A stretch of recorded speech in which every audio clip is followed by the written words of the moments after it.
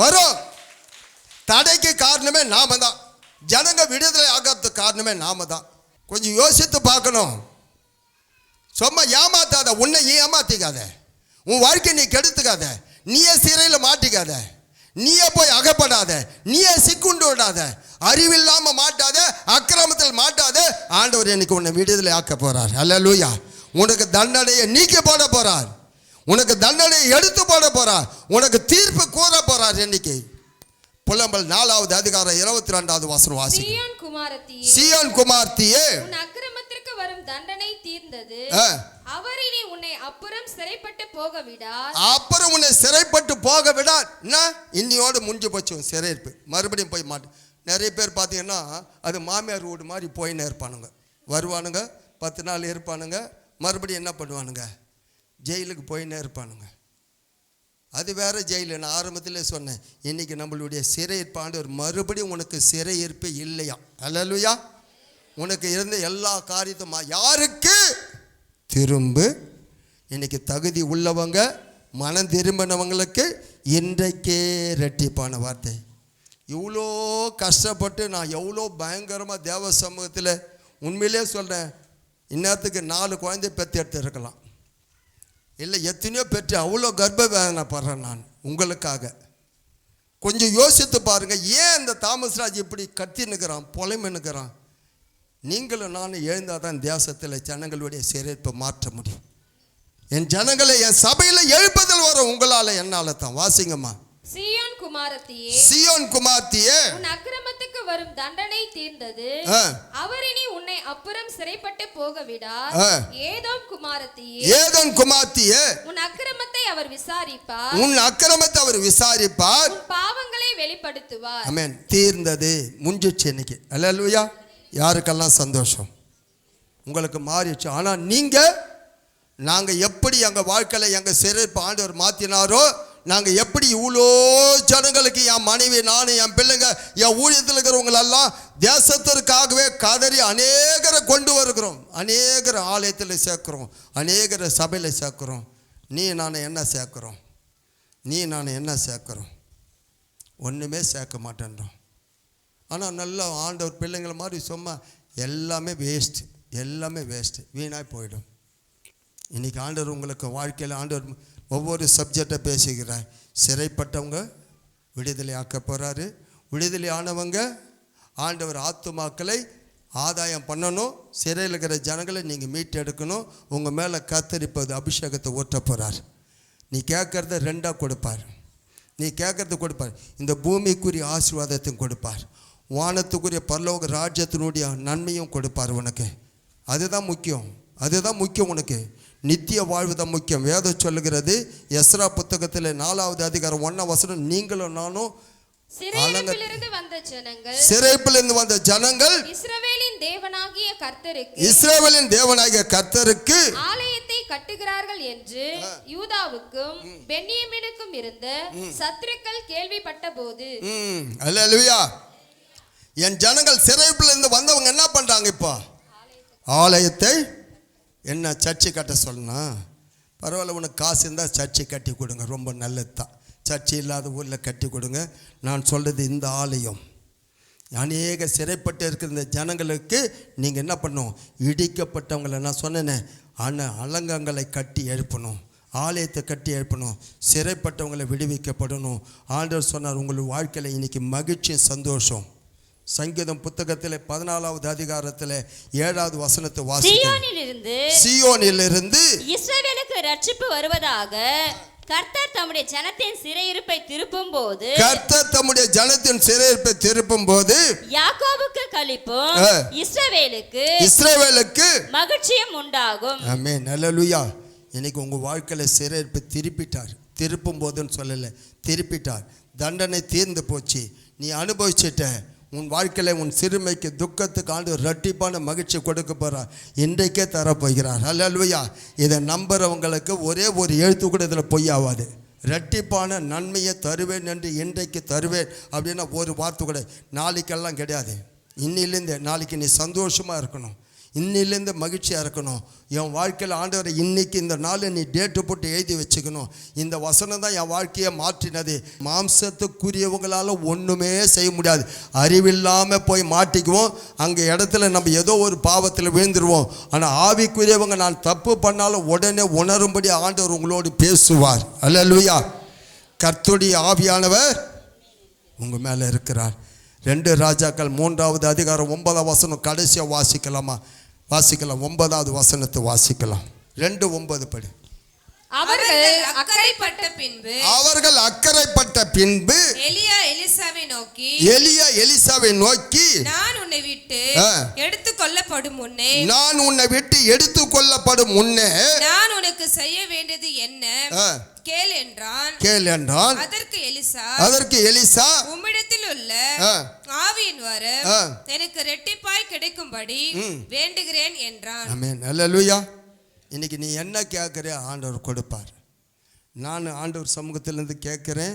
உங்கள் வாழ்க்கையில் இன்றைக்கி யாரும் இந்த குழந்தை கூட வெறுமை. ஏன்னா மாம்சமான யார் மேலே கர்த்தருடைய ஆவியானவர் ஊற்றுகிற நாட்கள் தொடங்கி விட்டது.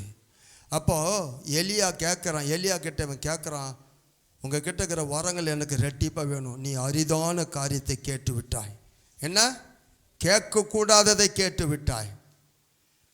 அப்படி தானே அர்த்தம்? அதுக்கு அரிதான காரியம்னா என்ன அர்த்தம்? கேட்கக்கூடாததை அவ்வளோ ஆசை அவனுக்கு. எஜமான்கிட்ட இருக்கிறத ரெட்டிப்பாக வாங்கணும்னு அவ்வளோ ஆசை. அதுக்கு என்ன சொன்ன? நீ என்னை பார்ப்பாயானால் பெற்றுக்கொள்வாய். 15 வசனம் வாசிக்கலாமா? எரிகோவில் பார்த்து கொண்டு நின்ற தீர்க்கதரிசியின் புத்திரர் அவனை கண்டவுடனே எலியாவின் ஆவி நல்லா கவனிங்க. எலியாவின் ஆவி, எலியா மேல இருந்த அபிஷேகம், எலியா மேல இருந்த வரங்கள், எலியாவின் ஆவி எலிசாவின் மேல் இறங்கி இருக்கிறது என்று சொல்லி அவனுக்கு எதிர்கொண்டு போய் தரை மட்டும் குனிந்து அவனை வணங்கி. அல்லேலூயா. அவன் மேல என்ன ஆவி? என் மேல உன் மேல என்ன ஆவி? ஏசாயா 61:1 என்ன சொன்னாரு? கர்த்தருடைய ஆவியானவர் என் மேல. அல்லேலூயா. கர்த்தருடைய ஆவியானவர். அதனால் என்ன வரும்? நீ சும்மாவே இருக்க மாட்டேன். ஜனங்களுக்காக தேசத்திற்காக கதறி ஜெபிப்பேன். அந்த பாரத்தை ஆண்டவர் கொடுப்பார். சிறைப்பட்டவங்களை விடுவிக்கப்படுவேன். உன்னால் நம்ம வாழ போகிறது கொஞ்சம் காலம், ஒரே ஒரு வாழ்க்கை. அந்த வாழ்க்கையில் உண்மையிலே சொல்ல இப்போ கேரண்டி இல்லாத வாழ்க்கை. இன்றைக்கி இருக்கிறவங்க அடுத்த நிமிஷம் இல்லை, அடுத்த நிமிஷம் நமக்கு சொந்தம் இல்லை. அதனால் கர்த்தருடைய பிள்ளைகளே, அவன் கேட்டது அரிதான கேட்டான். நான் கூட ஆண்டவர்கிட்ட அரிதான காரியங்களை ஆண்டவர்கிட்ட இன்றைக்கி உங்களுக்காக கேட்டு வந்தேன். ஆண்டவர் சொன்னார், போய் சொல்லு, என் ஜனங்களுக்கு என் தலையை உயர்த்த போகிறேன், உங்கள் தலையை உயர்த்த போகிறேன், நம்ம தலையை உயர்த்த போகிறார். இன்றைக்கி அந்த சிறையிருப்பின் வஸ்திரத்தை ஆண்டவர் மாற்ற போகிறார். உங்களை ஆண்டவர் உயர்ந்த ஸ்தானத்தில் வைக்க போகிறார். உயர்ந்த ஸ்தானத்தில் வச்ச பிறகு யார் எக்கேடு கேட்டால் எனக்கு என்ன, எந்த குடும்பம் அழிஞ்சு போனால் எனக்கு என்ன, எந்த சபை எப்படி போன எனக்கு என்ன, எந்த தேசத்தில் என்ன நடந்தது எனக்கு என்ன, நான் நல்லா இருக்கிறேன், கிடையவே கிடையாது. புடிங்கிடுவார். பைபிளில் இருக்குது அந்த ஆசீர்வாதம். உங்களுக்கெல்லாம் சொன்னால் நீங்கள் தாங்க மாட்டீங்க. ஊழியக்காரங்களே தாங்க மாட்டாங்க. அப்படியே கொடுத்ததை மறுபடியும் புடிங்கிடுவாராம். உங்களுக்கு தெரியாது. உன்னை உயர்த்தினார், உனக்கு வாழ்வு கொடுத்தார், உனக்கு சொன்னது அவரு. ஆனால் அவர் சொன்னதை நீ செய்யலைன்னா அப்படியே எல்லாத்தையும் புடிங்கிடுவார். அதனால் தயவுசெய்து சொல்கிறேன், கர்த்தருடைய ஆவியானவர் எனக்கு வேணும். இன்னைக்கு இந்த வார்த்தை மறுபடி வாசிக்கலாம். சகரியா 9 பண்ணு. நம்பிக்கையுடைய சிறைகளே அரணுக்கு திரும்புங்கள், இரட்டிப்பான நன்மையை தருவேன், இன்றைக்கே தருவேன். ஆமென். நம்பிக்கையுடைய சிறைகளே, காத்திருக்கிறோம், சிறையில் இருக்கிறோம், அநேக விதத்தில் கட்டப்பட்டு இருக்கிறோம். இன்னைக்கு எனக்கு விடுதலை சிறை ஆண்டு சொன்ன, உன் தண்டனை தீர்ந்தது. தண்டனை தீர்ந்ததுன்னா உள்ளே வச்சு நிற்பாங்களா? 3 மாதமோ 6 மாதமோ கடுங்கால் ஜெயில். அப்புறம் முடிஞ்ச பிறகு என்ன ஆகிடுவாங்க? அவங்க காத்து இருக்கிறாங்க. ஒவ்வொரு நாளும் எண்ணி பார்த்துட்டே இருப்பாங்க. ஓ, இன்னைக்கு எனக்கு இந்த டேட்டில் விடுதலை கிடைக்க போகுது, இந்த டேட்டில் எனக்கு தண்டனை முடிய போகுது, புரியுதா அப்படின்ட்டு அவங்க எவ்வளோ நாளாக. இன்றைக்கி ஆண்டவர் சொன்னார், அவங்க தண்டனை தீர்ந்தது, அவங்க சிறையிருப்பு மாறினது, அவங்க சிறை வஸ்திரம் நீங்கினது. ஆண்டவர் அவங்க தலையை உயர்த்தினார். சிம்சோனு அந்த இடத்துல அங்கே போய் சிறைப்பட்டவனை பார்த்தீங்கன்னா கொஞ்சம் யோசித்து பார்க்கணும். அவன் செய்த பாவம். நீங்களும் நானும் தெரியாமல் செஞ்சிட்டோம், அக்கிரமம் பண்ணிட்டோம், அநியாயம் பண்ணிட்டோம், அறிவில்லாமல் செஞ்சிட்டோம். ஆனால் இன்னைக்கு ஆண்டவர் நம்மோடு பேசிட்டார், மனம் திரும்பு. நம்பிக்கையோடு காத்திருந்தவங்க எப்படி வெளியே அந்த தண்டனையிலேருந்து வெளியே வந்தாங்களோ, வந்தவங்க என்ன பண்ணணும், மறுபடியும் தப்பு பண்ணக்கூடாது. மறுபடியும் போய் அந்த சேற்றில் அந்த பண்ணி புரண்டு அந்த மாதிரி புரளக்கூடாது. உங்களை ஒவ்வொரு நாளும் ரத்தத்தினால மூடி மறைக்கணும். ஆட்டுக்குட்டியின் ரத்தத்தினால பரிசுத்தமாய் காத்து கொள்ளணும். பரிசுத்தம் உள்ளவன் இன்னும் பரிசுத்தமாக இருக்கணும். அதனால் ஆண்டவருடைய வருகைக்கு நாம் ஆயத்தமாக இருக்கணும். அதுக்குள்ளே ஆத்துமாக்களை கொள்ளை சேர்க்கணும். இன்றைக்கி ஆண்டவர் சமூகத்தில் உங்களை ஓய்ந்து பாருங்கள். திரும்ப வேண்டிய இடத்துல திரும்புங்க. எந்த இடத்துல வேந்தீங்களோ, எந்த இடத்துல நான் நிற்கிறேன், நான் எல்லாம் கரெக்டாகிறேன், நல்லா நீ சொல்லாத, தப்பு. நான் கரெக்டாகிறேன்னு சொல்லாத, உன்னை ஆராய்ந்து பாரு. ஏதோ ஒரு விஷயத்தில் எங்கேயோ ஒரு தவறு நடந்திருக்கலாம், அதனால நீ சிறைப்பட்டு இருக்கலாம். இன்னைக்கு ஆண்டவர் உன்னோடு சுட்டி காட்டி இருக்கிறார், வசனத்தோடு பேசி இருக்கிறார். ஆண்டவருடைய வார்த்தை உன்னோடு கூட வந்து இருக்கிறது, என்னோடு கூட வந்து இருக்கிறது. யாரானா இரு, இங்க இந்த லைவ்ல கேட்கிறவங்க யாரானா இரு. இன்னைக்கு ஆண்டவர் கண்டிப்பா நம்மோடு கூட பேசின வார்த்தையின்படி உன் சிறையிருப்பை ஆண்டவர் மாற்றணும். கண்டிப்பா இன்னைக்கு ஆண்டவர் தண்டனை தேர்ந்தது. இனிமே நீ அழுக்கு வஸ்திரம் அல்ல, தரித்திர வஸ்திரம் அல்ல, கடங்கார வஸ்திரம் அல்ல, ஆண்டவர் சாபத்தின் வஸ்திரம் அல்ல, நோய்கள் வியாதிகள் வஸ்திரம் அல்ல, ராஜாத்தி ராஜானுடைய வஸ்திரம் உனக்கு உடுத்தி, உனக்கு மோந்திரத்தை போட்டு, உன்னை தலையை உயர்த்தி, உன்னை மேன்மைப்படுத்தி, நல்ல ஆகாரத்தை கொடுத்து உன்னை உயர்த்தும் போது நீ சிறுமி எளிமையானவர்களுக்காக கண்ணீர் விடணும். சிறைப்பட்டவங்களுக்காக இன்னைக்கு ஒரு தீர்மானம் எடு. ஐயா, நான் கூட ஜெபிக்க போறேன், ஐயா நான் கூட கண்ணீர் விட்டு கதற போறேன்யா, எனக்கு அந்த அபிஷேகம் வேணும், அந்த அபிஷேகம் வேணும். எலியாவின் சால்வை எலிசா வாங்கிட்டான். ஆண்டவரே, உங்க மேல இருக்கிற சால்வை எங்களுக்கு வேண்டும். ஆண்டவரே, உங்க அபிஷேகம் எங்களுக்கு, கர்த்தருடைய ஆவியானவர் என் மேல இருக்கிறார். எதுக்கு இருக்கிறார்? சிறைப்பட்டவங்களை விடுதலாக்கணும், கட்டப்பட்டவங்களை கட்டு அவுக்கணும், பரிதானம் இல்லாமல் கிரயம் இல்லாமல் விடுதலை ஆக்கணும். சும்மா பார்மாலிட்டி கிறிஸ்துவ வாழ்க்கை வாழாத. நாளைக்கு ஞாயிற்றுக்கிழமையான பைபிள் எடுத்துன்னு கோயிலுக்கு போகாத. இன்னைக்கு உன்னை நீ ஆராய்ந்து பார்த்துட்டு உண்மையான கிறிஸ்துவனாய், ஆண்டவருக்காக பயன்படுகிற கிறிஸ்துவனாய் நீ மாறு. உனக்கு இன்னைக்கு என்ன வேணுமோ, உன் வாழ்க்கையில் ஐஸ்வர்யம், ஆசீர்வாதம், எந்தெந்த காரியம் அதையும் கொடுப்பார். ஆனால் ஆத்துமா பாரத்தையும் உனக்கு வேணும்னா ஆண்டவர் என்னை அபிஷேகம் பண்ணுங்க, இந்த பாடல் வேலையில் என்னை நிரப்புங்க. ஆண்டவர் உனக்கு எலியா கேட்டது, எலிசா கேட்ட எலிசா கேட்டது அரிதான காரியம். நீ கேளு, பெரிய காரியம் கேளு, நீ ஆண்டவர்கிட்ட கேளு.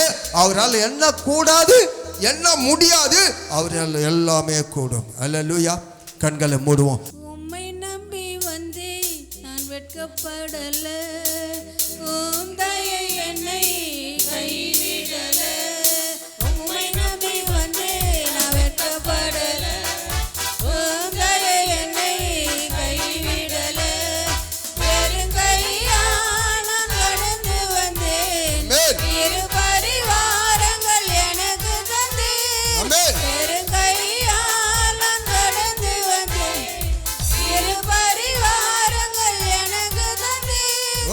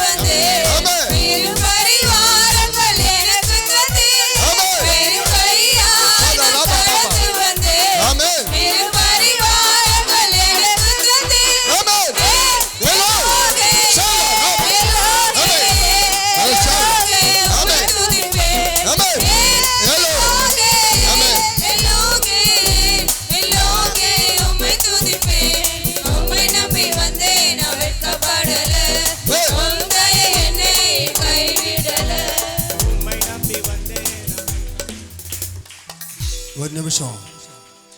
யார் இப்ப என்ன கேட்டாலும் கிடைக்கும். நீ அடுத்த மாசம் வந்து சாட்சி சொல்லுவ. அரிதான காரியத்தை கேட்டு விட்டாய். இது அரிதான காரியம். இது என்ன அரிதான காரியம்? இன்னைக்கு நான் சொல்றேன், உன் உறுப்புகள் பாதிக்கப்பட்டு இருக்கலாம். டாக்டருக்கு இப்படி சொல்லிட்டாங்களே கவலையோடு வந்து இருக்கலாம். ஊழியக்கார வார்த்தை வருகிறது, உன் உறுப்புகளில் கர்த்தருடைய கரம் வரும். உன்னுடைய உறுப்புகள் புதுப்பிக்கப்படும். உள்ள இருக்கிற கிட்னியோ ஆற்றோ எந்த விதமான காரியமோ உன் கர்ப்பமோ எல்லாவற்றிலும் மலடி என்று சொன்னாங்களா? கர்ப்பம் திறக்காது என்று சொன்னாங்களா? எந்த ஒரு குழந்தைக்காக ஏங்கினாங்களோ அந்த ஒரே ஒரு சகோதரி 3 பிள்ளையை பெற்று எடுத்தார்களே. ஒரே பிரசவத்தில் 3 பிள்ளை. கேட்டது 1, கொடுத்தது 3. இன்னைக்கு ஆண்டவர் நீ கேட்கிறது, நீ கேட்டதை விட கூட்டி கொடுக்க போற. ஏன் தெரியுமா? ஏன் அவ்வளவு தைரியமா சொல்றேன் தெரியுமா? உன் நடுவில் பெரியவர் வந்து இருக்கிறார். ஒவ்வொருவரையும் பார்க்கிறார். இப்பவே ஒரு பெரிய மிராக்கல் நடக்க போகுது. உன்னுடைய வாழ்க்கையில ஒரு பெரிய மிராக்கல் நடக்கும். உன் மேல ஒரு ஆவி ஊற்றப்பட, அது பரிசுத்த ஆவியானவர் ஊற்றப்பட போகிறார். மாம்ச கிரிகள் மாற போகிறது. மாம்சத்தினுடைய வியாதிகள் மாறப்போகுது. உன்னுடைய எல்லா சத்துருகளும் சாபங்களும் முறிய போகுது.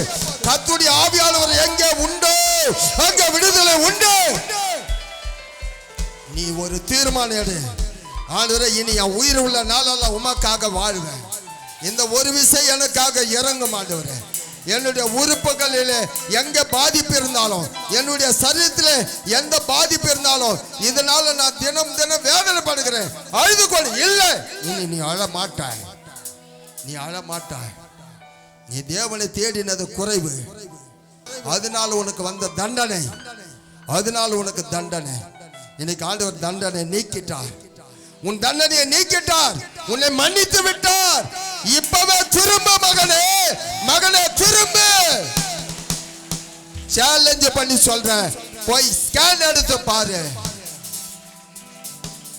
அபிஷேகத்தோடு உன்னுடைய உறுப்புகள் இருக்கும். உன்னுடைய வேதனை ஆண்டவர் அறிவார். என் குடும்பம் என்ன ஆகும், என் எதிர்காலம் என்ன ஆகும், ஆண்டவர் என் வாழ்க்கை, என் பிள்ளைகள் வாழ்க்கை என்ன ஆகும், இப்பவே ஆண்டவர் உன்னோடு பேசிக்கொண்டே இருக்கிறார். ஒப்புக்கொடு. இயேசுதான் உனக்காக ரத்தம் சிந்தி சிலுவையிலே பாடு அனுபவித்து சிலுவையில உனக்காக ஜீவனை கொடுத்து உன்னை சாபத்தை ஆசீர்வாதமாய் மாற்றினவர். மன்னிப்பு கேளு. ஆண்டவர் கிட்ட திரும்ப. இயேசுவை தவிர வேற யாரையாவது, வேற எந்த தெய்வத்தையாவது வணங்கினால் அது சாபம்.